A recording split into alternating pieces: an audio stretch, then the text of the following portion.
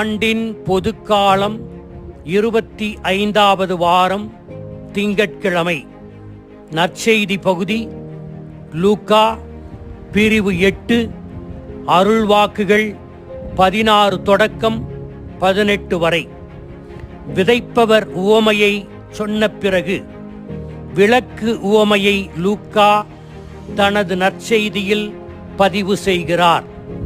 விதைப்பவர் உவமையில் 4 விதமான மனநிலையை குறிப்பிட்டு இறைவனின் வார்த்தையை எப்படி கேட்டு பயனடைகிறார்கள் என்று கூறுகிறார்.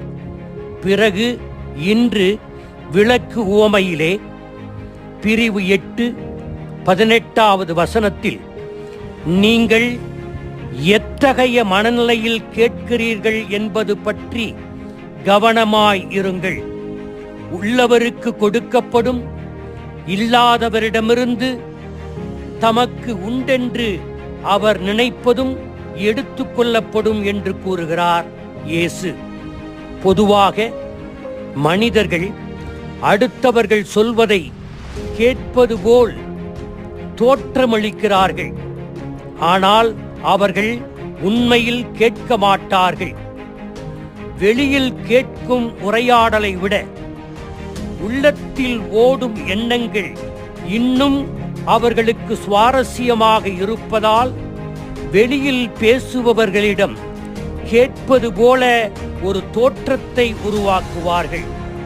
ஆனால் உண்மையில் அவர்கள் கேட்பதில்லை. இரண்டாவது, அடுத்தவர் சொல்வதை மிகவும் உன்னிப்பாக கவனிப்பதை விட, புரிந்து கொள்வதை விட அதற்கு என்ன பதில் அளிக்கலாம் என்று அவர்கள் அதிகம் கவனம் செலுத்துவதால் அவர்கள் உண்மையாகவே கேட்பதில்லை. இந்த இரண்டில் ஏதாவது ஒன்று என் உள்ளத்தில் நடைபெறும்போது சொல்லப்படுவதில் பலவற்றை நான் தவறவிடுகிறேன்.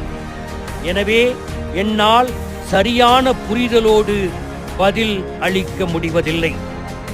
கவனத்தோடு கேட்பவராக இருக்க இயேசு இன்றைய நற்செய்தியின் வழியாக நமக்கு அழைப்பு விடுக்கிறார். நாம் எப்படி கேட்கிறோம் என்பதை குறித்து கவனத்தோடு கவனிக்க இயேசு கூறுகிறார். இயேசு தான் சொல்பவற்றை கூர்ந்து கவனிக்க தடையாக இருக்கின்ற அனைத்து வெளிப்புற உட்புற கவன சிதறல்களையும் விழிப்போடு இருந்து அகற்ற வேண்டுமென்று கூறுகிறார். அவர் சொல்வதை கூர்ந்து கேட்பதை விட இன்னும் அதற்கு தேவைப்படுவது என்ன என்பதை சிந்திக்க கூறுகிறார். உள்ளவனுக்கு அதிகமாக கொடுக்கப்படும்.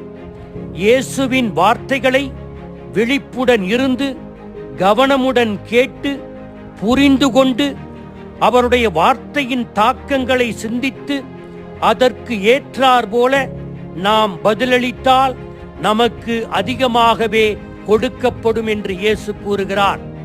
கடவுளுடைய வார்த்தையிலும் அவர் வழங்கும் செய்தியிலும் இன்னும் நாளுக்கு நாள் ஆழமாக வாழவும் வளரவும் வேண்டும் என்று விரும்பினால் நாம் அதனை நடைமுறைப்படுத்த வேண்டும், வாழ்வாக்க வேண்டும்.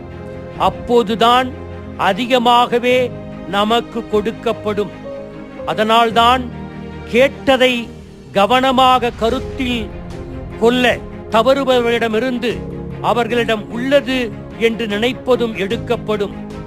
இயேசு சொல்வதை கேட்டு சிந்தித்தால் மட்டும் போதாது, செயலாக்கத்தில் வெளிப்பட்டால்தான் அவரது வார்த்தையின் வலிமையையும் வல்லமையையும் உணர முடியும். மணலால் கட்டுவோர் கல்லால் கட்டுவோர் எப்படிப்பட்டவர்கள்?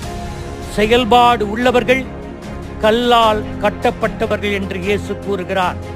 எசேக்கியேல் 3:10 நான் உனக்கு கூறும் சொற்களை எல்லாம் செவிமடுத்து கேட்டு உன் இதயத்தில் கேட்டு பதித்துக்கொள் என்று எசேக்கியேல் இறைவாக்கினர் கூறுகிறார்.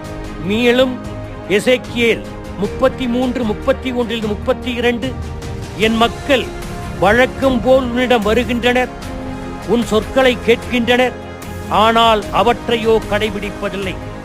அவர்களின் உதடுகள் அன்பொழுக பேசுகின்றன, உள்ளமோ நேர்மையற்ற பொருளை தேடி ஓடுகிறது.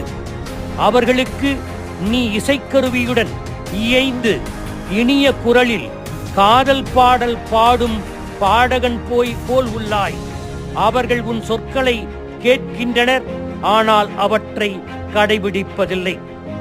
ஞாயிற்றுக்கிழமை திருப்பலியில் 1 மணி நேரம் அல்லது 2 மணி நேரம் இறைவனோடு நாம் செலவிடுகிறோம், இறை வார்த்தையை கேட்கிறோம். ஆனால் நாம் எத்தனை பேர் உள்ளத்தால் மாறுகிறோம்? வாழ்வு மாறுபடுகின்ற போது அங்கே வார்த்தை செயலாக்கம் பெறுகிறது. இறைவனின் வரத்தை அதற்காக நாடுவோம். ஆமேன்.